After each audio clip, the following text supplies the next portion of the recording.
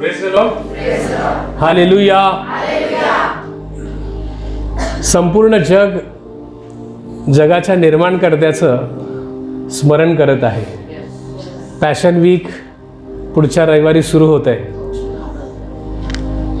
संपूर्ण जगामध्ये जसं भाऊ विनोद सांगितलं की काय दृष्टिकोन घेऊन तुम्ही साजरा करताय ते खूप अवलंबून आहे की तुम्ही रडत साजरा करणार आहे का आनंदात साजरा करणार आहे.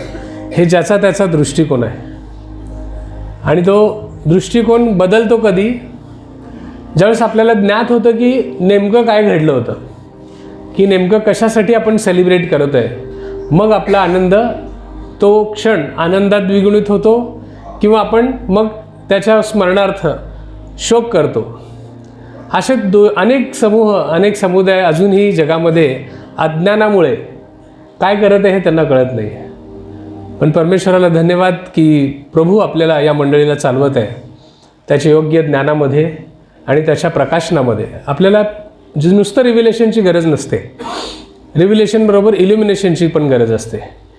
जे प्रकाशन आपल्या जीवनामध्ये लागूकरण होतं आणि खऱ्या अर्थाने आपल्याला ख्रिस्तामधलं विजय जीवन जगण्यासाठी सहाय्यभूत म्हणजे ठरतं आणि ते करतं आपल्याला. तर प्रियांनो, खूप आपला जो प्रभू आहे तो अद्भुत आहे नाही का. ज्याच्या जन्मामुळेच कॅलेंडर्स बदलले नाही का, त्याच्या एंट्रीने जगाचं कॅलेंडर स्थापित झालं, हो की नाही. काय एंट्री आहे. आपण जन्माला आलो फक्त आपलं एक त्या दिवशीचे डेटवर आपण सेलिब्रेट करतो, पण तो असा आहे त्याच्या एंट्रीवर अख्खं जग आजपर्यंत जे तारीख तुम्ही घोषित करताय, मुळात तुम्ही विश्वास ठेवणारे असा किंवा नसा, पण ज्यावेळेस तुम्ही एखादी तारीख सांगता त्यावेळेस ख्रिस्ताला ऑलरेडी तुम्ही नाही का स्वीकारल्यासारखं, त्याचं आगमन स्वीकारल्यासारखं आहे या जगातलं. भले तुमच्या हृदयात त्यांनी प्रवेश अजून केला असेल नसेल, कारण त्यांनी स्वातंत्र्य दिलं ज्याला त्याला.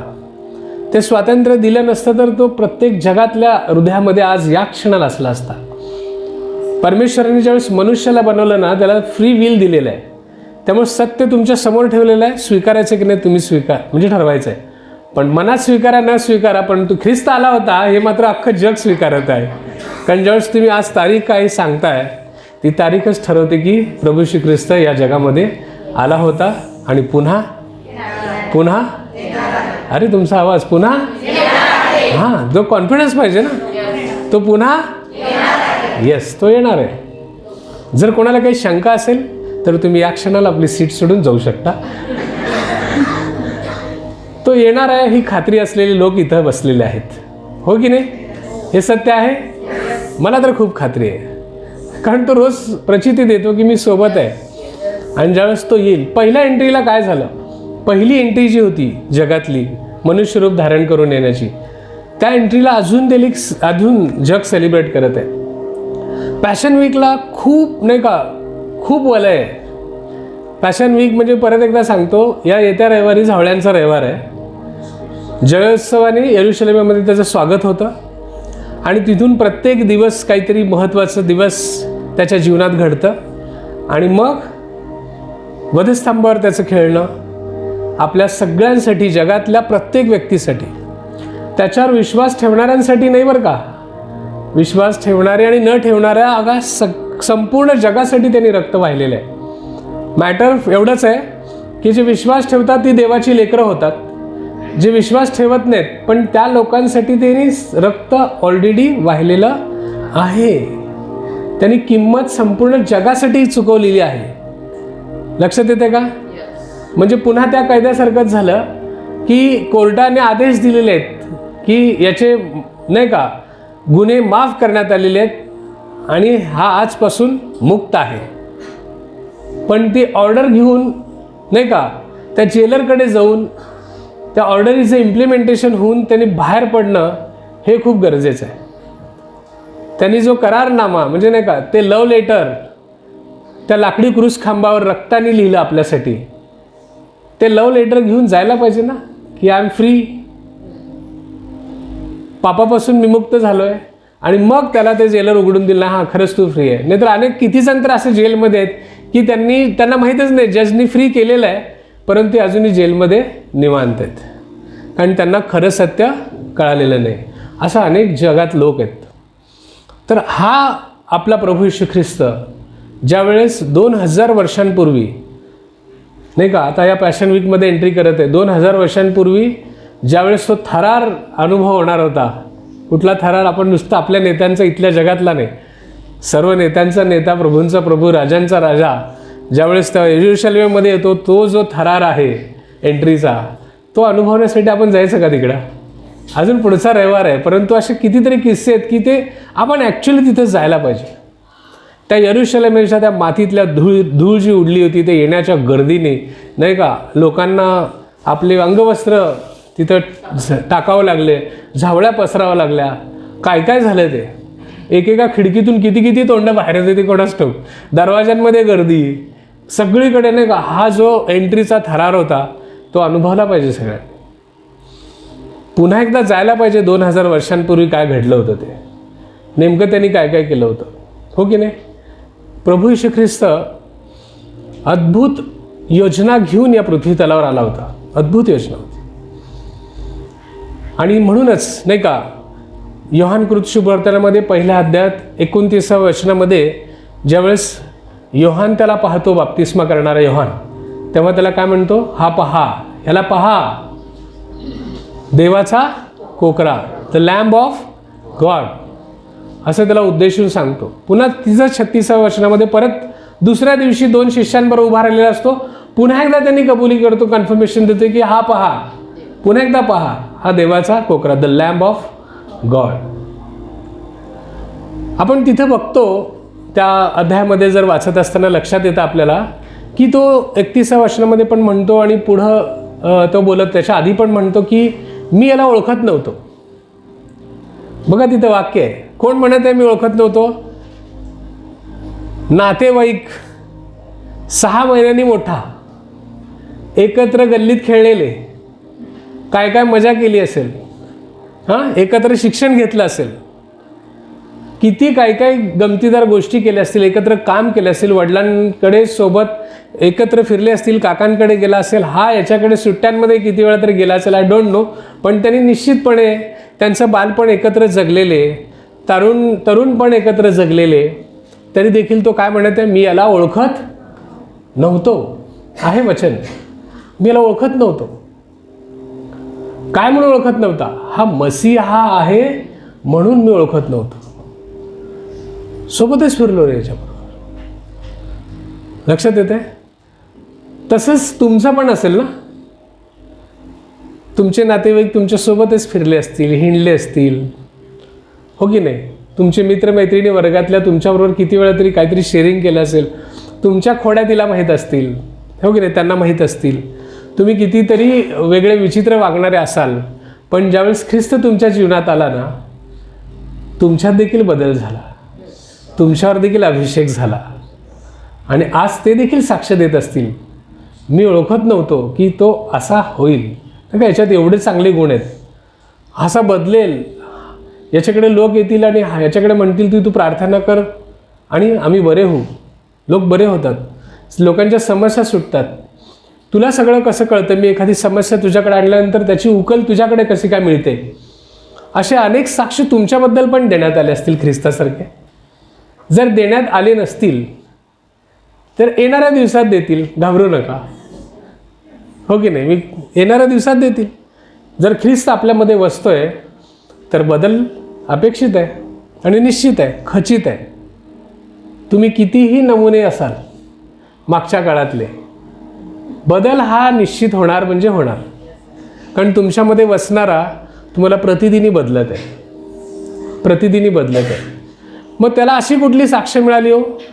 योहान म्हणजे बाप्तिस्मा करणाऱ्या योहानला, त्याला ज्यांनी पाठवलं ना, तिथं वचन सांगतं, त्याला ज्यांनी पाठवलं त्यांनी असं सांगितलं होतं की जा बाप्तिस्मे कर सगळ्यांना, प्रायश्चित्ताचे बाप्तिस्मे करायला सुरुवात कर. त्यांनी सुरुवात केली आणि त्याला एक गुपित गोष्ट सांगितली होती, ती त्यावेळेस तो कबूल करतो. वचन आहे ते.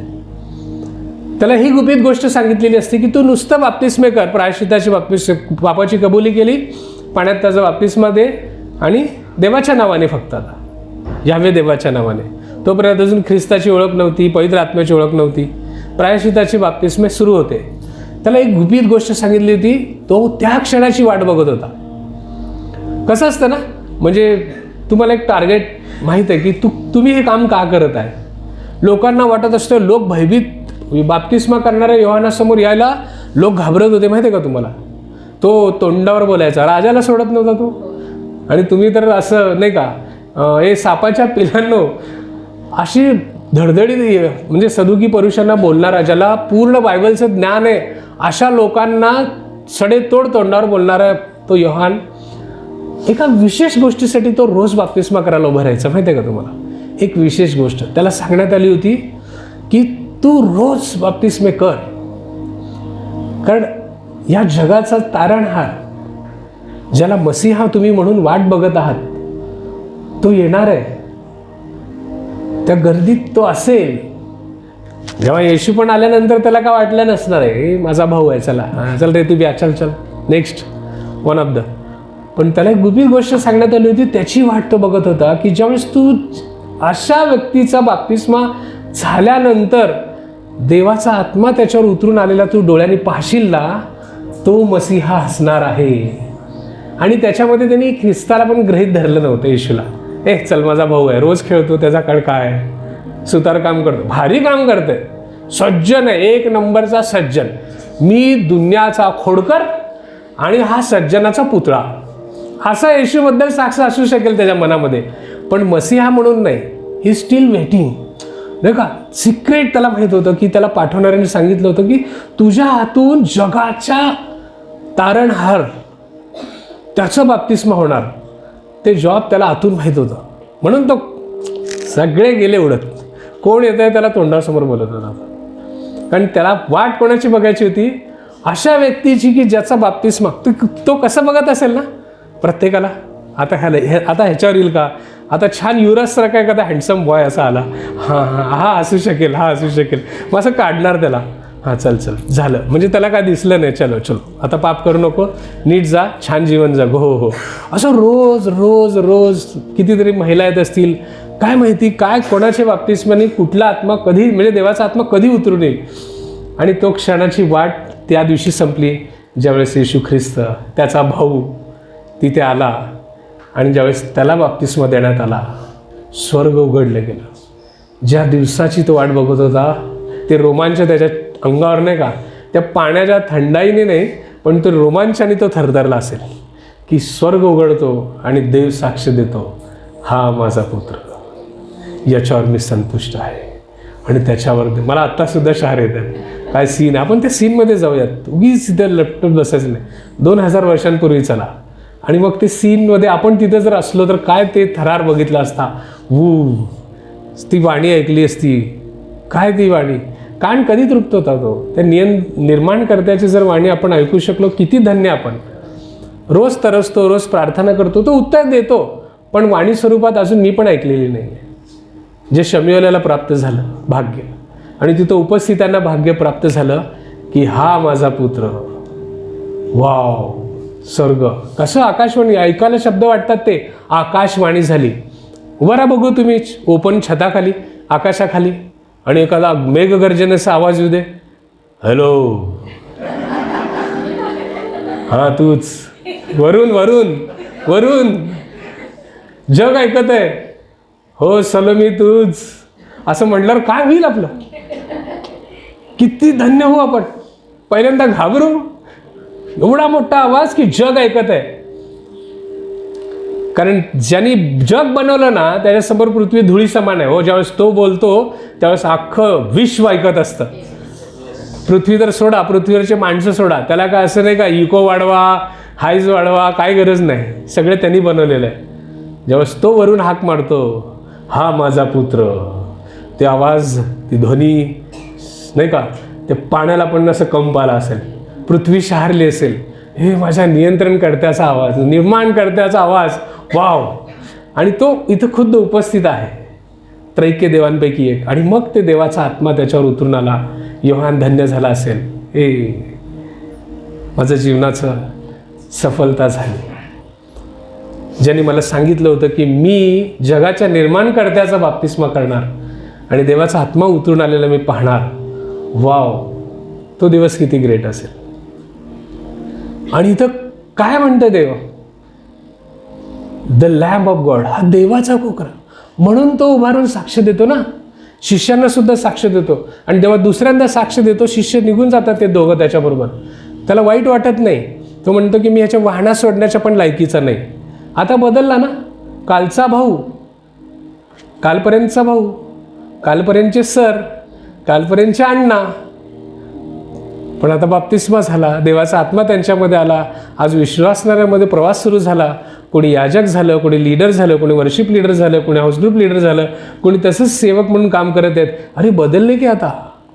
कालचा अण्णा, कालचा भाऊ, कालचा दादा, पण जो अभिषेक उतरलेला त्यांनी पाहिला, तेव्हा मात्र त्याच्या तोंडून एकच शब्द आला, हा देवाचा कोकरा जगाचे पाप हरण करण्यासाठी आलेला आहे. वाव, जिची वाट बघत होतो. मला अजूनही शहारे येतात. काय जगाचा तारणहार, ज्याची वाट वर्षानुवर्ष, कितीतरी हजारो वर्ष डोळ्यात तेल घालून संदेश त्यांनी वाट पाहिला, यशाने वाट पाहिलं, इर्म्याने, ज्यांना ग्रेट प्रॉफिट म्हणतो आपण बायबलमधले, त्यांनी वाट पाहिली हो. पण देवानी म्हटलं ते भाग्य तुमच्या हातात नाही, तू फक्त भविष्यवाणी कर, तो यायची वेळ वेगळी आहे. आणि मग त्या काळातले लोक किती धन्य. पण अजूनही त्या किती ते जणांना माहीत नव्हतं, पण याला माहीत होतं ना. त्यामुळेच तो काय म्हणाला, जा तुम्ही, कारण त्याच्याबरोबर जाणंच योग्य आहे. कारण तो वाढला गेला पाहिजे, मी कमी केलं गेलं पाहिजे, हेच योग्य आहे. वाव. मग ते क्षण आठवा. द लॅम्ब ऑफ गॉड, का बरं त्याला असा शब्द उच्चारला गेला नाही? यहुद्याचा सिंह पण नाही नाव आहे ना. म्हणतो ना आपण यहुद्याचा सिंह, हो की नाही? दरकाळी फोडणारा छावा, यहुद्याचा छावा, असं म्हणू शकतो आपण. अनेक नाही का, अनेक उपाधी दिलेले आहेत नाही का. रानबैलाचं बळ असणारा, हे शब्द बोलताना एकदम भारी वाटतात की इतकी पॉवरफुल. असं न बोलता त्याला काय म्हणण्यात आलं, द लॅम्ब ऑफ गॉड. कारण सगळ्यांचं मिसअंडरस्टँडिंग तिथंच झालं की जो मसीहा येणाऱ्या म्हणत होते ना, त्या मसीहाची संकल्पना प्रत्येकाच्या डोक्यात हीच होती की तो राजासारखा येईल, ही सत्ता उधळून टाकेल, गुलामगिरी नष्ट करेल आणि आपली सत्ता स्थापित करेल आणि आपण त्याची प्रजा, तो आपला राजा. क्या बात आहे. ही संकल्पना घेऊन चाललेल्या लोकांना ते कळालंच नाही की तो कोकरा बनून येणार होता. कारण त्याला मिशन देण्यात आलं होतं. जसं योहानला दिलं होतं मिशन, तसं प्रभू येशू ख्रिस्ताला देखील एक मिशन देण्यात आलं होतं. ते मिशन इतकं मोठं होतं, अलौकिक मिशन होतं. जगाचे पाप एकदाच संपवायचे होते आणि म्हणून ती ड्युटी त्यांनी करण्यासाठी, आज्ञा पालनासाठी इन्कार्नेशन, देहस्वरूप धारण केलं आणि पृथ्वीवर देव स्वतः आला. कधी सुरू झाला हा गोंधळ? जाऊयात अजून मागे 4000 वर्षांपूर्वी. परत तिथून म्हणजे इथून तो 6000 वर्षापूर्वी जायचं का प्रवास? सीट बेल्ट बांधा, देव घेऊन जाते. उत्पत्तीच्या पुस्तकामध्ये ज्यावेळेस आदाम साहेबांना देवाने जन्म घातला, तोही देवाचा पुत्र होता. कारण त्याचा जन्मदाता कोण होता? कुठली आई नव्हती, खुद्द देव होता. म्हणून जसं आदामाला, जसं प्रभू श्री ख्रिस्ताला आपण देवाचा पुत्र म्हणतो, तसाच देवाचा पुत्र आदाम होता, पहिला माणूस. त्याच्यानंतर त्याला मुलं झाली, ती आदामाची लेकरं होती, पण आदाम हा देवाचा पुत्र होता, लक्षात घ्या. ज्यावेळेस त्याला जन्म दिला आणि नर नारी अशी उत्पन्न केली, माहीतच आहे तुम्हाला.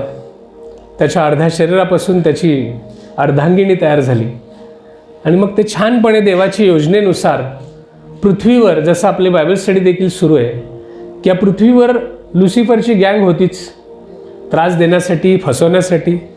म्हणूनच हे सुंदर असे एदेन बागेला आणि पृथ्वीला त्यांनी हे सांगितलं की तू अधिपत्य गाजव, सत्तेखाली आण.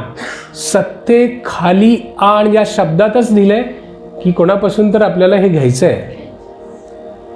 आणि राखण कर म्हणजे कोणापासून तरी आपल्याला संरक्षण करायचं आहे, म्हणजे कुणीतरी इथं ऑलरेडी आहे. आणि हे सगळी सैतानाची गँग वेगवेगळ्या प्राण्यांचे शरीर घेऊन, पक्ष्यांचे शरीर घेऊन काहीतरी तिथे गोंधळ घालण्याचा प्रयत्न नेहमी करत होते. पण आदामाने जोपर्यंत पाप केलं नव्हतं त्यावेळेस सगळी सत्ता त्याच्या हातात होती. आदाम ज्यावेळेस जात होता त्यावेळेस मला माहीत नाही की सिंहसुद्धा असं नाही का 2 पावलं मागे सरकत असेल. देवाचा पुत्र, हे आपला राजा, देवाचा निर्माणकर्त्याने निर्माण केला आपल्यावर अधिपत्य गाजवण्यासाठी, त्याला वाट देत असेल, हो की नाही. एखादं शेरडू पळत आलं तर त्यावेळेस सिंहाला पण खायची परमिशन नव्हती. ते दोघं कदाचित खेळले पण असतील. लांडग्याबरोबर कोकरू खेळलं असेल, हो की नाही. सापांबरोबर नाही का इतर पक्षी प्राणी खेळत बसले असतील. पण जे सैतानाच्या ताब्यात होते असेही काही प्राणी होते आणि त्यांच्यापासून ह्याला रक्षण करायचं होतं. आणि पहिली चूक जेव्हा घडली, ते पाप जगामध्ये आलं अवज्ञेमुळं. आणि आपण बघतो की ते पहिल्यांदा लपले. काय केलं त्यांनी? देवापासून लपले. कारण ज्ञान आलं ना. आपण नग्न होते, त्यांना कळालं. गौरवी वस्त्र त्यांच्या अंगावर होते, त्यामुळे ती नग्नता झाकली जायची. परंतु आता ज्ञानी झाले. ते ॲपलचं झाड नव्हतं, आयफोनवरचा ॲपल नव्हता, ते फळ होतं फक्त. ही आपल्या संकल्पना आहे की ते ॲपल होतं. स्वर्गात ज्यावेळेस जाऊ आपण विचारू नक्की ते झाड मला दाखव ज्ञानाचं. कदाचित ते वेगळं फळ असेल. ते ज्ञानाचं फळ विलोभनीय होतं म्हणते. दिसायला खूप सुंदर होतं. निश्चित फळ नसणार ते ॲपल, कारण आपण रोज ॲपल खातो. ते विलोभनीय होतं, दिसायला खूप सुंदर होतं. आणि मग ते फळ खाल्लं आणि अवज्ञा झाली, पाप जगात आलं आणि ते लपले आणि त्यांनी स्वतःच्या स्वकर्तृत्वाने आपलं पाप झाकून घेण्याचा प्रयत्न केला. आणि देव म्हणतो लेवी 17:11 की आपण वाचूयात ते, पण काढून ठेवा. पण देवाने ठरवलं होतं की पापांचं क्षमा, जसं आपण नाही का रोमकरासपत्र आपल्याला सांगतं की पापाचं वेतन काय आहे? मरण आहे. मग या मरणावर जर आपल्याला सबस्टिट्यूट जर कोणी दिलं तर आपण वाचूयात. मग सबस्टिट्यूट कोणाला द्यायचं? कारण जीवन हे रक्तात आहे. कोणी काढलं का लेवी 17:11? वाचूयात आपण. शरीराचे जीवन तर रक्तात असते. मोठ्याने वाचा.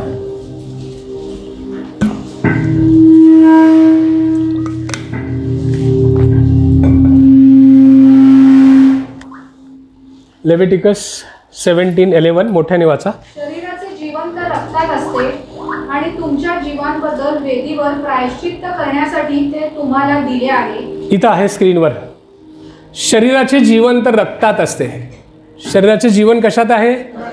हॅलो, परत एकदा नीट ऐका. का बर देव आजपर्यंत रक्ताशिवाय पापक्षमा करत नाही? हा एक प्रश्न असतो ना आपल्याला. रक्तच का सांडावं लागलं? मग ती पद्धत आज देखील जग अवलंबत आहे. रोज कापत आहेत पापक्षमेसाठी, अजूनही चालू आहे. तुमच्या जीवाबद्दल, कोणाच्या? तुमच्या जीवाबद्दल प्रायश्चित करण्यासाठी ते तुम्हाला दिलेले आहे. रक्तच मुळात प्रायश्चितासाठी दिलेलं आहे, कारण त्याच्यात जीवन आहे. कारण रक्तात जीवन असल्या कारणाने रक्तानेच प्रायश्चित होतं.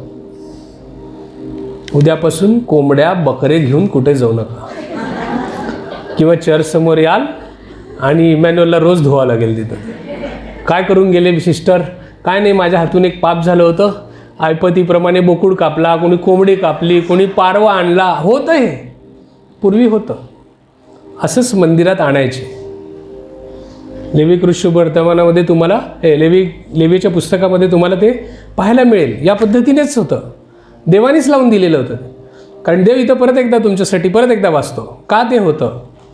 का बर ती वस्त्र चालली नाहीत आदामानी जी घातली होती ना, फॅन्सी ड्रेसमधले कपडे, ते का चालले नाहीत?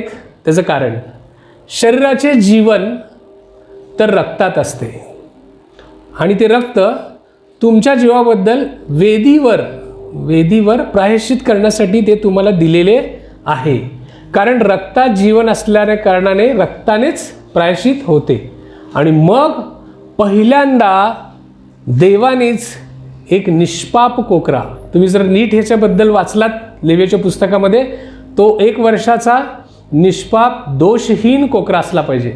आणि यांच्यासाठी कोकरा वधण्यात आला. उत्पत्ती 3:21 म्हटलंय की त्यांच्यासाठी देवाने चर्मवस्त्रे आणली. कसली? मग हे चर्मवस्त्र कुठून आले? कातडी. एका कोकऱ्याला वधण्यात आलं, त्याच्या रक्ताने या दोघांच्या पापांची प्रायश्चित झालं. हे दोघं वाचले. बदली बळी कोण गेलं? हॅलो, बदली बळी कोण गेलं? ज्याचा काहीच दोष नाही. पण रक्त सांडावं लागलं, कारण रक्ताशिवाय क्षमा नाही. आणि ते बिचारा त्या कोकऱ्याचं वध तिथं करण्यात आला. तो कोकरा दुसरा तिसरा कोणी नसून तो प्रभू येशू ख्रिस्त होता. पापांची क्षमा फक्त त्याच्याच रक्ताने होते, कारण जगामध्ये त्याच्याशिवाय पवित्र असा कोणीच नाही. ज्याला पाप ठाऊक नाही त्याला आपल्यासाठी काय करण्यात आलं, पाप असं गणण्यात आलं. पहिल्यांदा तिथून सुरुवात झाली. ती चर्मवस्त्रे त्याची त्यांना जी आता जी नीतिमानाची वस्त्र आपण घालतो, जसं आदाम हव्वेने घातली, ती तारणाची वस्त्र ख्रिस्ताकडून मिळाली होती, त्या कोकऱ्याकडून, जे एका फॅमिलीसाठी कापण्यात आलं होतं. पण ज्यावेळेस 2000 नाही, आदामानंतर 4000 वर्षांनी जेव्हा एंट्री केल्या ना खुद्द देव, त्यावेळेस त्यांनी एकदाच सेटलमेंट करायचं ठरवलं. लक्षात येते? त्यावेळेस जी घटना घडली तिथून मात्र रोज एक गोष्ट घडू लागली. त्यांना एक पायंडा पाडून देण्यात आला अब्राहमानंतर, नाही का, जसं जसं नियमशास्त्र त्यांना देण्यात आले मोशेच्या काळामध्ये, मग त्यांना सांगण्यात आलं की वेदीवर सकाळी 1 वर्षाचे 2 कोकरे घ्यायचे रोज. रोज 1 वर्षाचे 2 कोकरे घ्यायचे, एक सकाळी वधायचा, एक सायंकाळी वधायचा वेदीवर पापांच्या प्रायश्चितासाठी. वर्षानंतर जे एक वलांडणाच्या सणाला वधला जायचा, तो संपूर्ण देशासाठी एक वधला जायचा, ज्याच्यावर प्रमुख याजक हात ठेवून सगळ्यांच्या पापांची त्याच्यावर क्षमा मागून आणि मग त्याचं रक्त घेऊन परमपवित्र स्थानात जाऊन ते रक्त त्या पवित्र अशा अतिपवित्र वेदीवर तो शिंपडायचा 7 वेळा. तेव्हा आपल्या पापांची क्षमा व्हायची या वचनानुसार. तर तोपर्यंत प्रायश्चित नव्हतं, बदली बळी चालूच होते. किती असंख्य कोकरे बदले जायचे, ही प्रथा चालूच होती. आणि या प्रथेला कुठेतरी आता बंद कधीतरी करावं लागणार. जगभरातले लोक त्या वेदीसमोर येऊन त्या सणांमध्ये, किती सण होते? 7 सण होते. 3 सणांचा एक बंच आणि नंतर एक सण आणि परत 3 सणांचा एक बंच असा साजरा केला जायचा. पहिला सण म्हणजे 3 सणांचा मिळून एक, म्हणजे एक वल्हांडणाचा सण, बेखमीर भाकरीचा सण आणि पिकाच्या पहिल्या पेंडीचा सण एकत्र साजरा केला जायचा. 50 दिवसानंतर पेंटेकॉसचा सण, सप्तकांचा सण यायचा आणि पुन्हा पुढच्या हंगामामध्ये पुन्हा 3 सण मिळून यायचे, नाही का. तुतारीचा सण, प्रायश्चिताचा दिवसाचा सण आणि मंडपाचा सण, असे 7 सण विशेष त्याला अर्थ आहेत आत्मिक जीवनामध्ये आणि भौतिक जीवनामध्ये. हे सगळं असं असताना आपण फक्त आता पॅशन वीकमध्ये जात असताना हे 3 सण एकत्रित साजरा करतो. कुठले? म्हणा, वलांडणाचा सण, बेखमीर भाकरीचा सण आणि पिकाच्या पहिल्या पेंडीचा सण. वलांडणाचा कोकळा कोण? प्रभू येशू ख्रिस्त. बेखमीर, खमीर म्हणजे पापाचं दर्शक आहे या ठिकाणी. त्याचा अजून एक दुसरा अर्थ आहे, ते आपण नंतर बघूयात. पण या ठिकाणी पापाचं दर्शक आहे, पाप विरहित भाकरी, नाही का. ते बेखमीर भाकरीचा सण 7 दिवस, वलांडणाचा कोकरा सायंकाळी संध्याकाळच्या वेळेस वधला जायचा आणि तिथून 7 दिवस ते सेलिब्रेट करायचे, 7 days. बेखमीर भाकरीच फक्त खाल्ली जायची, लक्षात यायचं. आणि काय सेलिब्रेशन! आत्तासुद्धा इस्रायल तयार आहे. ज्या ज्या लोकांना हे सत्य कळतं त्या मंडळांमध्ये सुद्धा हे पॅशन वीक आनंदाने, उत्साहाने, जल्लोषात साजरा केला जातो. कारण जर त्यांनी रक्त वाहिलं नसतं ना, मी इथं बसलेले नसतो. हे आनंदाचे क्षण आहेत, सणाचा दिवस आहे. दुःख बाजूला सारून, कारण तो आला नसता तर बघा, त्या आदामाच्या पापांची क्षमा करण्यासाठी जर ते निष्पाप कोकऱ्याचं रक्त दिलं नसतं तर आदाम आणि हव्वा हे पापीच राहिले असते. पण ते पापी राहू नयेत म्हणून एक कोकरा वधण्यात आला. तसं जगाचे पाप हरण करण्यासाठी एक कोकरा आला होता. आणि मग आपल्याला हे वलांडणाचा सण सुरू कसा झाला हे देखील माहीत नसतं. कारण मी तयारी करत आहे पॅशन वीकची.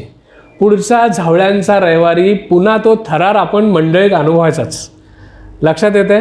ते प्रभू येशू ख्रिस्ताची एंट्रीच्या वेळेस आपली उपस्थिती आहे समजूनच आपण, जर तुम्ही वय वर्षे 70, माझं 15, माझं 22 असलं काहीतरी ॲटिट्यूड घेऊन इथं येत असाल तर तो थरार अनुभवणार नाही. जगाचा निर्माण करता, राजांचा राजा येणार आहे आणि त्याच्या स्वागतासाठी मी काय करून काय नाही असं व्हायला पाहिजे. लोक वेडे नव्हते वस्त्र काढून खाली घालायला, झावळ्या नाही का फिरवायला. जयघोष होता तो नाद.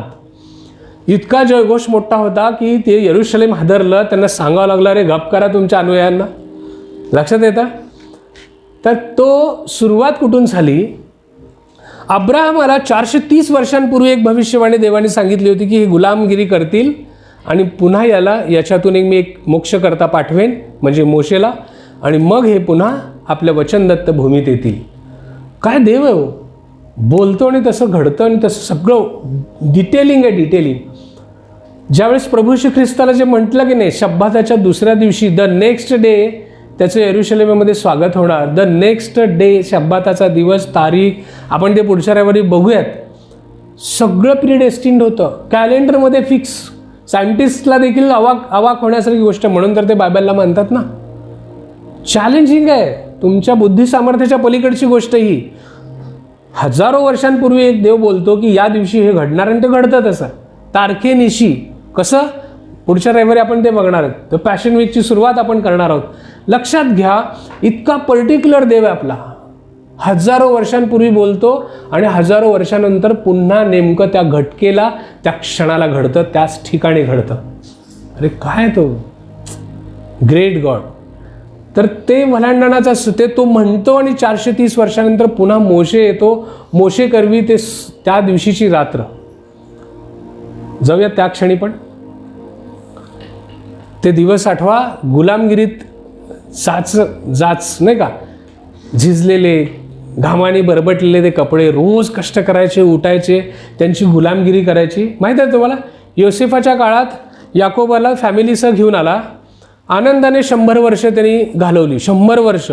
कारण 100 वर्षांपर्यंत योसेफाचे उपकार जाणणारे फारो यायचे राजे. अरे योसेफ था, इसकी वजह से बहुत फळा नाही का, ते दुष्काळ पडलं होतं खूप मोठं, त्याच्यातून याच्या बुद्धिचातुर्याने, याच्या देवामुळे आपण वाचलो. ही कृतज्ञता ज्यांना राजांना माहीत होती त्यांनी तोपर्यंत त्यांना गुलाम बनवलं नाही. पण नंतर 100 वर्षानंतर असं घडलं की त्या राजांना भीती वाटू लागली, यांची संख्या काढू लागली, गुलाम नाही का पाहुणे म्हणून आले, पण आता हेच मोठे दिसायला लागले. आणि उद्या काही शत्रू सैन्य जर आक्रमण केलं तर ह्यांनी त्यांना साथ दिली तर आपली तर वाटच लागायची. आता ह्यांच्यावर काहीतरी करायला पाहिजे. त्यांनी जुलूम चालू केला, पहिल्यांदा जाचायला सुरू केलं, मग गुलाम बनवले शेवटी. आणि मग पुढचे काही वर्ष त्यांना 100 वर्ष कितीतरी गुलामगिरीत घालवा लागली. आणि ते प्रार्थना रोज करायचे, हे देवा, यावे देवा, आमच्या देवा, कधी सोडणार तू हे, नाही का. इतकं भयानक कष्ट त्यांनी दिलं. त्यांच्या हातून भव्य दिव्य नाही का मॉन्युमेंट्स बनवले त्यावेळेस काळात. आणि सगळं करत असताना त्यांची हाक देवाने ऐकली. आणि मोशे करवी त्यावेळेस त्यांचं मग ठरवलं की यांचे जे देव आहेत ना, यांना नाही का, हे फक्त दगड मातीचे किंवा तुम्ही विश्वास ठेवताय ते बिनकामाचे देव आहेत, हे सिद्ध देवाने केलं 10 पिढा आणून. आणि शेवटची पिढा येणार होती, ते म्हणजे प्रत्येक घरातल्या प्रथम ज्येष्ठ पुत्राचा आणि प्राण्यांचं सुद्धा ज्येष्ठ पुत्र. आता तुम्ही म्हणाल त्यांनी काय केले होते, हा नंतर अभ्यासाचा भाग आहे, आपण बघूया. तर प्रत्येक प्राण्याचं सुद्धा ज्येष्ठ पुत्र मारण्याचं ठरवलं. आणि त्या दिवशी देवाने एक आज्ञा दिली त्यांना की प्रत्येक परिवाराला पुरेल असा, हॅलो परत एकदा सांगतो, प्रत्येक परिवाराला पुरेल असा. समजा माझी फॅमिली आहे, आता माझ्या फॅमिलीमध्ये एक कोकरू घेतला मी, तर तो कोकरू अरे हा जास्त होईल. कारण आज्ञा काय होती, याच्यातलं त्या रात्रीच खाऊन संपवायचं, याच्यातलं काही उरता कामा नाही, काहीच उरता कामा नाही. मग मला जर ह्याच्यातून उरत असेल असं वाटत आहे तर मी आधीच एका फॅमिलीला जॉईन करून घेणार. आज रात्री तुम्ही आमच्याकडे, कारण त्याच रात्री निघायचं होतं. कारण त्या रात्री मरणाचा दूत येऊन सगळ्या इस्रायल आणि तिकडचे ज्या घराच्या वर त्या वधलेल्या कोकऱ्याचं रक्त दिसत नव्हतं, त्या घरातला शुअर शॉट ज्येष्ठ पुत्र आणि प्राण्यांचा पहिलं लेकरू मरून जायचं. तो मरणाचा दूत येऊन सगळ्यांना संपवलं आहे. ही भयानक रात्र होती आणि सिरियस गोष्ट होती. त्यामुळं ते कोकरा असा घ्यायचा होता की पुरेल असा, म्हणून आपापल्या परिवाराप्रमाणे जर पुरत असेल तर आपल्या परिवारापुरतं, पुरत नसेल तर दुसऱ्याला ॲडिशनमध्ये घ्यावं लागत होतं. अशा पद्धतीने घेऊन ते कोकरा वधायचा होता. ते भाजून खायचं होतं, शिजवून नाही आणि दुसऱ्या पद्धतीने नाही, फक्त नाही का बेक करायचं होतं त्याला. आणि कसं खायचं होतं, कमरबंद बांधून, शूज घालून, तयारीने, काटीबिटी घेऊन. कारण तिथून नंतर काय होतं, प्रवासच होता डायरेक्ट तांबडा समुद्राकडे. चलो भागो यासे, हेच कार्यक्रम होता. आणि त्यामुळे तयारीनिशी सगळं तयार होऊन, सगळी तयारी घरातलं सगळं बांधून बिंदून रेडी करून, आणि हा कोकरा पवित्रपणे प्रार्थना करून कापून ह्याच्यातलं एकही हाड मोडायचं नाही, प्लस हे सगळं इथं संपवायचं भाजून. ही आज्ञा तेव्हा देण्यात आली होती. तो कोकरा त्या दिवशी या घरावरील मरण टाळणार होता. जो मरणाचा दूत आज देखील तुम्ही जी साक्ष दिलात, असं प्रत्येकाच्या जीवनामध्ये प्रत्येक वेळी मरणाचा दूत ओलांडून तुम्हाला जातो, कारण तो ख्रिस्ताचं रक्त तुमच्यावर पाहतो. तो पाहतो असं. हो, याला नाही काय करू शकत. कळतंय का तुम्ही किती भाग्यवान आहात? मरणाचे दूत रोजच फिरत आहेत, पण तुम्हाला पास ओव्हर होतात. ते that is called pass over. वलांडून जातो, तो ओलांडून जातो, म्हणून तो वलांडणाचा सण आहे. तो दूत तुम्हाला ओलांडून जातो. असा आलेला असतो, अरे ब्रेक लागतं त्याला, कारण तो बघतो इथं रक्त लावलेलं आहे. तेही त्या निष्पाप कोकऱ्याचं. सेम त्या दिवशी घडत होतं. तिकडून मरणाच्या वेदना आकांत ऐकू येत होता सगळ्या मिस्री लोकातून, कारण का त्यांचे ज्येष्ठ पुत्र जागेवर मेले, प्राण्यांचे जागेवर त्यांची लेकरं गेली. तिथून आकांत ऐकू येत होता कानावर, आणि इथं ते भयभीत अशा आवाजामध्ये हे मात्र सुरक्षित होते. आज देखील जगामध्ये आकांत ऐकू येत आहे, तारणाविना लोक मरत आहेत, आणि आपण इथं सुरक्षित आहोत. त्यावेळेस मर्यादा होत्या, पण ख्रिस्ताने काय केलं आपण पुढच्या सत्रात नक्की बघणार आहे, पुढच्या रविवारी. लक्षात घ्या, तिथं सुरुवात झाली तो वल्हांडणाचा सण. मग साजरा करायला देवाने आज्ञा केली की हा वल्हांडणाचा सण कुठल्या महिन्यात आला? निसान महिन्यात आला. हा महिना कितवा तुमच्या कॅलेंडरनुसार? 7वा. हा 7वा महिना आहे का? आजपासून हा पहिला होईल, कारण आता मी अद्भुत काम केलेलं आहे, आणि हा महिना पहिला होईल. आणि वर्षानुवर्ष मरेपर्यंत तुम्ही हे सण साजरा करायचा. कशासाठी? आठवण करायची की मी कशा पद्धतीने तुम्हाला वाचवलो त्या मरणाच्या दूतापासून, गुलामगिरीतून बाहेर काढलो कसं, हे तुम्ही आठवत करत राहायचं. मग म्हणून आता हे पॅशन वीक जगभरामध्ये आनंदाने साजरा केला जातात. तुम्हाला माहिती आहे का, पूर्ण हॉलिडे असतात. काश हमें भी हॉलिडे मिळते, हो की नाही? काश नाटक आठवलं. लक्षात घ्या, आपल्याला पण जर हॉलिडेज असते तर रोज संध्याकाळी तिथं असं सांगितलं आहे की असं सगळे वयस्कर वडील वर्ग पास्टर बसायचे आणि छान जेवण करून गप्पा मारायचे, आणि हे सांगायचं कशा पद्धतीने देवाने आमच्या जीवनात कसं कसं अद्भुत काम करत आला, आणि त्या वल्हांडणाच्या सणापर्यंत कसं त्याने अद्भुत काम केलं, हे पुन्हा एकदा इतिहास आपल्या पुढच्या पिढीला सांगायचं काम आहे. हे नाईट्स खूप सुंदर घालवतात ते. प्रत्येक पहिले 2 रात्री तर हेच सांगितलं जातं की वल्हांडणाचा सण सुरुवात कशी झाली. जसं मी आत्ता सांगितलं, मिस्त्री खूप आपलं सरमन असल्यामुळे मी खूप फास्ट जात आहे, पण तरी देखील तुम्ही समजून घ्या की त्या काळामध्ये हे सगळं घडलं, हे पुढच्या पिढीला कळावं म्हणून सांगायचं आहे. अनेकांना वाटतं काय चाललंय, यायचं झावळ्या असं फिरवायच्या, हो छान कपडे मम्मा घालते, आणि ते झावळ्यांना असं छान थर्मोकॉलचे लावायचे, ते पडतात, मध्येच आम्ही उचलतो, गप्पा मारायचे, नाचायचं, जायचं. हे एवढं अपेक्षित नाही आहे. त्यांना सांगायचं आहे राजांचा राजा कसं या पृथ्वीवर 2000 वर्षांपूर्वी आला, तो तुझ्या माझ्यासाठी आला. तो आला नसता तर आपलं काय झालं असतं, तो आला म्हणून आपलं काय झालं, आणि आपण आता कुठे आहेत? आपण भाग्यवान आहोत. घर कसलं का असू दे, पण तुमचं रक्त आहे हे विसरू नका. तुम्ही सार्वकालिक जीवनाचे वारीस आहे हे विसरू नका. तुम्ही जगाच्या निर्माणकर्त्याचे पुत्र आहात. तो ही सगळी पृथ्वी, हे संपूर्ण विश्व तुमच्या मालकीचं आहे. फक्त अस्तित्वात जे सध्याला जे दिसतंय त्याच्यापेक्षा पलीकडे बघण्याचा प्रयत्न करा. दृष्टिकोन, जसं आता एक्झॉल्टेशनमध्ये पण झालं की नाही, दृष्टिकोन बदलण्याची गरज आहे, हो की नाही? आता एक साप आहे, खूप वळवळ करत आहे सैतान, पण त्याचे दात ऑलरेडी क्रूस खांबावर असा पंच मारून प्रभू येशूने पाडलेला आहे. ते तुम्ही बघा, तुम्ही वचन सांगतं त्यांनी या सगळ्या अधिकारांचे उघड प्रदर्शन केलं विजयी. अरे ख्रिस्त त्या क्रूस खांबावर विजय साजरा करत आहे आणि आपण रडत आहे. तो मेला, पण पुढची बातमी आपल्याला माहिती आहे ना, त्यांच्या शिष्यांसारखं रडायची गरज नाही. 3 दिवस ते रडले, कारण त्यांना अजूनही कळत नव्हतं का व्हायला लागलं आपल्या देवाबरोबर. म्हणजे नाही का, ज्या गुरुजीवर विश्वास ठेवला मला वाटलं होतं ह्यानीच राजा होईल, बाजूला मीच सरदार पहिला, मी दुसरा सरदार, हे सगळे स्वप्न बघितले होते. काय चाललंय काहीच माहीत नाही. जोपर्यंत त्यांनी तिसऱ्या दिवशी पुनरुत्थित होऊन पुन्हा दर्शन देत नाही तोपर्यंत त्यांचे नेत्रच उघडले नाही.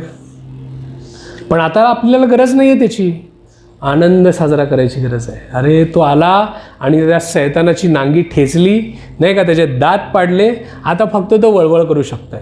आणि ज्यांना ह्या ज्ञान आहे ते ज्ञानी माणूस ते वळवळायला भीत नाही.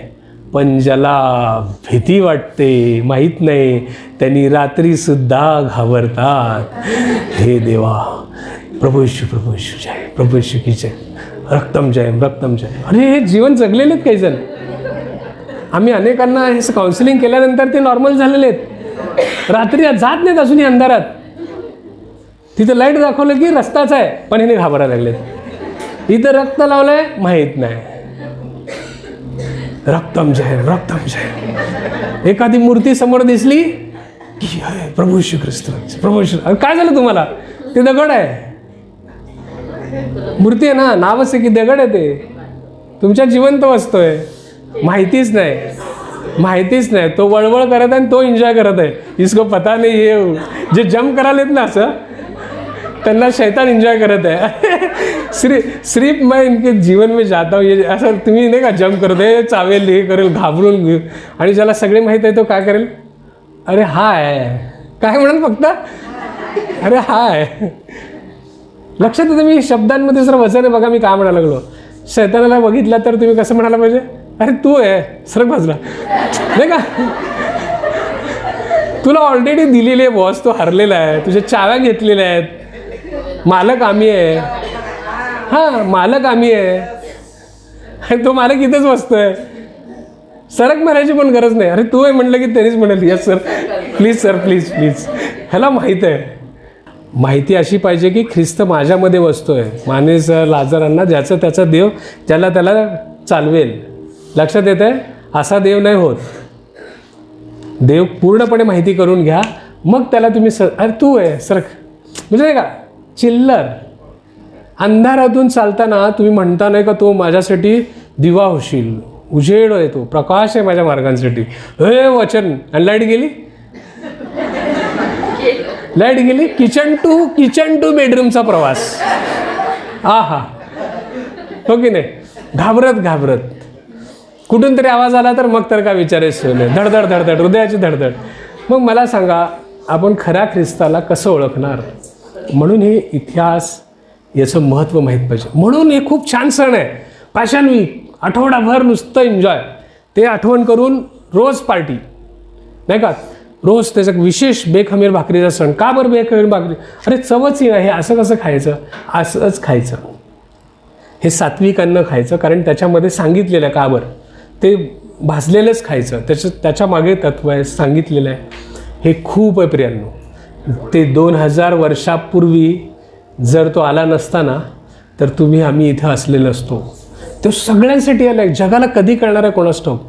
तो अजिबात ख्रिश्चन लोकांसाठी, हे शब्द नंतर आले ते ख्रिश्चन सगळं. तो आला जगासाठी. वचन सांगतं तो जगाच्या पापासाठी, जगातल्या प्रत्येक व्यक्तीच्या पापांसाठी तो वधस्तंभावर खेळला गेला. लक्षात येतं? ते आपल्याला स्मरण करायचं आहे की का वलांडण्याचा सण त्यांनी वर्षानुवर्ष आज पाळत आहेत आणि आज आपण देखील ती पाळण्याची गरज आहे. आणि मग तो दिवस प्रभू श्री ख्रिस्त पृथ्वीवर आला, 33.5 वर्ष जगला. त्यातली शेवटची 3-3.5 वर्ष तो चमत्कार करत राहिला. त्याच्यासाठी ते भारी होतं का? संपूर्ण फ्युचर ज्याला माहिती आहे त्याच्यासाठी याला डोळे देणे, मेलेल्याला उठ, तलिता कूम, उठला. तुमच्या आमच्यासाठी ते खूप महत्कृत्य हो. त्याच्यासाठी काय आहे? जो बोलतो आणि नसलेल्यातून 12 शब्द वापरतो तो, म्हणजे अस्तित्वात नाही आहे ती गोष्ट असं बोलल्याने निर्माण करणाऱ्या देवाला हे काय आहे? तो त्यासाठी आला नव्हता, त्या क्रूस खांबावरच्या मरणासाठी आला होता. मिशन होतं त्याचं. महत्त्वाचं मिशन काय होतं त्याचं पृथ्वीवर येण्यामागे? हे बोनस आहेत. डोळे आले, बहिऱ्याला कान आले, मुक्याला तोंड बोलता आलं, मेलेला उठला, हे बोनस वर्क आहेत. त्याचा सगळा प्रवास कुठे चालला होता? क्रूस खांबाकडे. आणि मग पॅशन वीकच्या आदल्या दिवशी समजा तुमची एखादी परीक्षा आहे, ज्या परीक्षेने तुमचं जीवन बदलणार आहे. कोणीतरी UPSCची एक्झाम बसलं आहे, प्रिलियम पास झाला 10 लाख लोकांमध्ये, 1000 लोकांमध्ये निवड झाली. मेन्स बसला 1000मधून 200 मुलांमध्ये निवड झाली. 200 मुलांमधून इंटरव्ह्यूसाठी सिलेक्शन झालं आणि इंटरव्ह्यू देऊन आला बाहेर. आता यादी लागणार आहे 2 दिवसांनी. डायरेक्ट IAS होणार आहे. उद्या रिझल्ट आहे. आज कशी अवस्था असते उद्या विद्यार्थ्याची?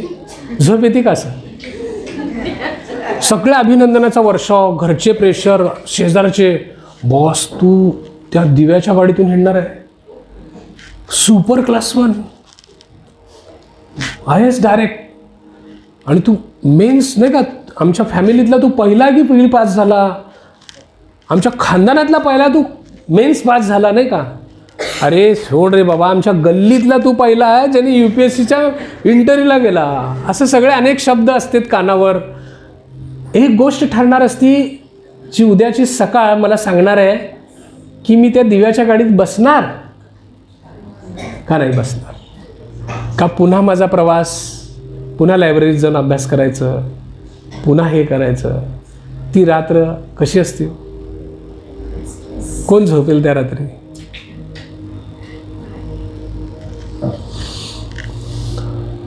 तसं प्रभू श्री ख्रिस्त उद्या झावळ्यांचा रविवार आहे. हे शिष्यांना काहीच माहीत नाही की उद्या माझं ग्रँड वेलकम होणार आहे.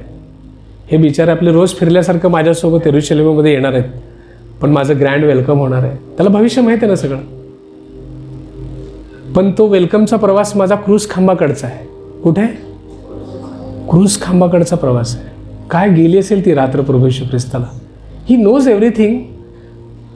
परंतु तरी पण नाही का असं कुठल्या गोष्टीला घाबरत होता होतं? क्रूज खांबावरच्या त्या खेळांना, ते काटेरी नाही का, असं ते काटे एवढे मोठे होते, ते मे बी स्क्रॅच डोक्याच्या हाडांपर्यंत जात होते. ज्यावेळेस ते असं डोक्यावर ते असं मारत होते ते नीट लावण्यासाठी. भयंकर. ते खिळे ज्या चाबकाला लावले होते असे क्रॉस आकडे, असं बसल्यानंतर माऊस घेऊन बाहेर पडत होते. त्या सगळ्या गोष्टींना घाबरत होता का येशू? प्रवास तर तिकडंच करायचा होता. स्वागत जयोत्सवाने होणार होतं. कोण फसवणार, काय होणार, ही नोज एव्हरीथिंग. एक रात्र आधीची. तो फक्त त्या वियोगाला घाबरत होता. क्रूज खांबावर मला किंमत चुकवायची, मी सगळ्यांना मारणार आहे, मी माझाच नंबर आहे, मी जिंकणारच आहे. कारण ते प्राण द्यायचं की नाही द्यायचं माझ्या हातातच आहे. माझ्याकडून कोणीच घेऊ शकत नाही. विषय पूर्ण माझ्याकडे आहे. हार भी मेरी, जीत भी मेरी, सब कुछ मेरा. मी ठरवणार होतं सगळं.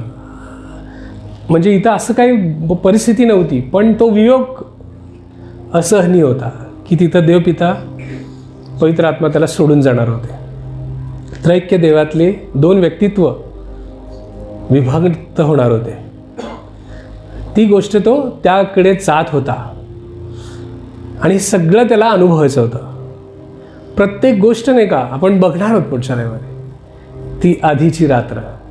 आणि मग आपला जो ख्रिस्त आहे तो तयारी करत असेल ना का, तो वर डोंगरावर जातो, एकांतात जातो बेथानीमध्ये. तो काय प्रार्थना करत असेल देवाकडे? सगळ्या गोष्टी, उद्या माझं वेलकम आहे, ग्रँड वेलकम. आणि आपण घाबरायचं नाही. ती घटना घडून गेली, त्याच्यासाठी असणी होती, पण त्यांनी सहन केली आणि तो विजयी झाला. सगळ्यांना वाटतं क्रूज खांबावर त्याला मेल्यानंतर नाही का आपल्याला त्रास नाही, त्यांनी तिथंच जिंकलेलं आहे. झेंडा मसी का फैलाव रे.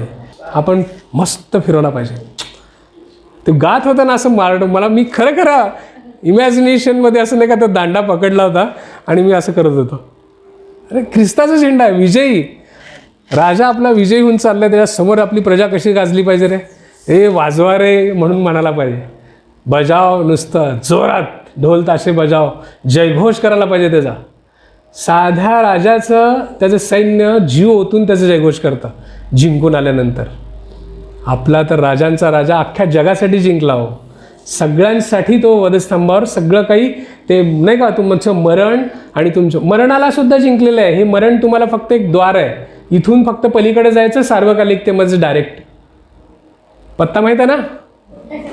स्वर्ग आहे स्वर्ग. हां चुकून दोनच दरवाजे आहेत. दुसऱ्या दरवाजाशी जास्त ठोकायची गरज नाही. त्यांनी किंमत चुकवलेली आहे.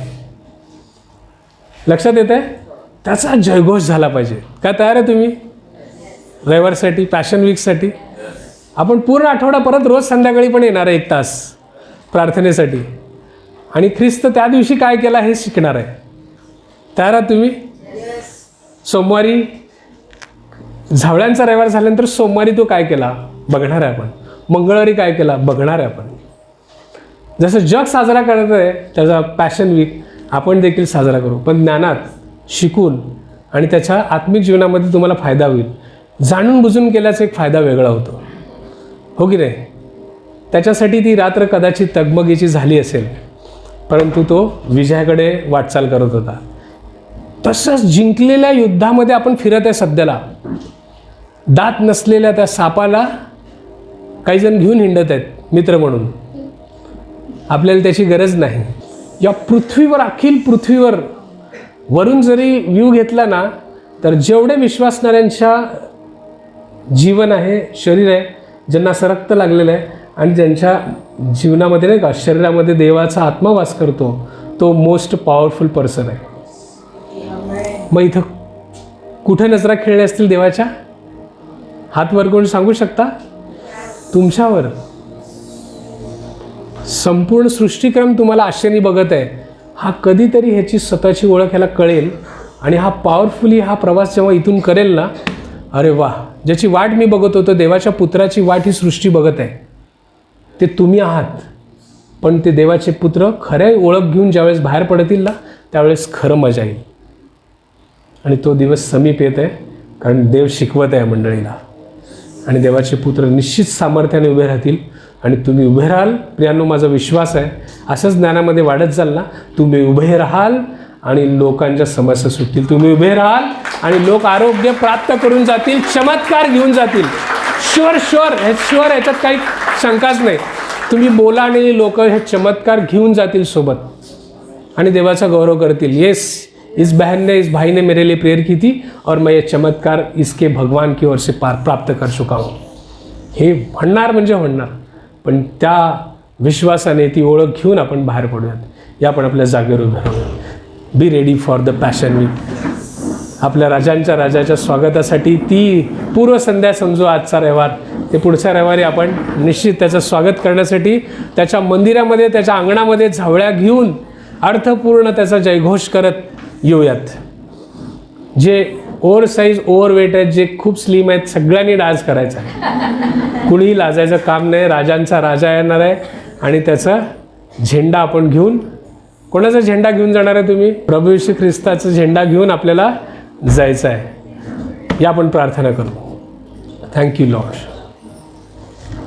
Thank you Jesus.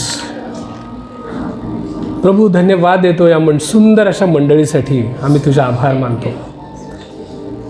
प्रत्येकाच्या जीवनासाठी आम्ही तुझे आभार मानतो. किती तू प्रेमळ देव आहेस प्रभू, की तू 2000 वर्षांपूर्वी आमच्यासाठी आला. स्वर्ग सोडलं, तुझं महिमा गौरव सोडलंस परमेश्वरा, आणि या पृथ्वीवर तू आमच्यासाठी आलास. मनुष्य रूप धारण केलं. क्लेश, दुःख, भूक काय असते, उन्हाची तीव्रता काय असते, लोकांचा धोका काय असतो, प्रेम काय असतं, हे सगळं तू अनुभवलं परमेश्वर. आणि तू त्या क्रूस खांबावर एकदाच तुझ्या रक्ताने संपूर्ण जगाची पाप तू नाहीसे केलेस परमेश्वर. जे परमेश्वराने आधीच आज्ञा घालून ठेवली होती की रक्ताशिवाय पापांची क्षमा नाही, ते पवित्र रक्त तुझं तू वाहिलंस आणि आम्हाला पापमुक्त केलंस. पूर्वी प्रभू मिस्रामध्ये त्या निष्पाप कोकऱ्याच्या रक्ताने ते गुलामगिरीतून मुक्त झाले, तसं 2000 वर्षांपूर्वी त्या क्रूस खांबावर तुझ्या पवित्र रक्तामुळे आम्ही पापाच्या गुलामगिरीतून मुक्त झालो प्रभू. आम्ही धन्यवाद देतो या गोष्टीसाठी. पापाची गुलामगिरी आमची संपलेली आहे. आता आम्हाला कोणाही फसवू शकत नाही, कारण तू ते सगळं काही चुकवलेली किंमत आज आम्ही विजयीशाली जीवन जगत आहे. तू आमच्यामध्ये बसतोयस, आम्ही तुझी लेकरं आहोत. आज आम्ही तुझे पुत्र आणि कन्या म्हणून इथून जात असताना परमेश्वरा तुझी महान उपस्थिती घेऊन जात आहे. जगासाठी आम्ही आशीर्वादाचं कारण ठरणार आहे. आमच्या शेजाऱ्यांसाठी, आम्ही जिथे कामावर आहे त्या लोकांसाठी, आम्ही प्रत्येक व्यक्तीसाठी एक आशीर्वादाचं कारण ठरणार आहे, कारण आशीर्वादाचा स्रोत माझ्यामध्ये वसतो. धन्यवाद देतो प्रभू. ही ओळख प्रतिदिवशी तू आम्हाला करून दे. धन्यवाद या सुंदर अशा तुझ्या वचनासाठी. तुझे आभार व्यक्त करत इथून पुढची सर्व वेळ तुझ्या पवित्र हातामध्ये देतो. येणारी पॅशन वीक संपूर्ण सोहळा तुझ्या पवित्र हातामध्ये देतो.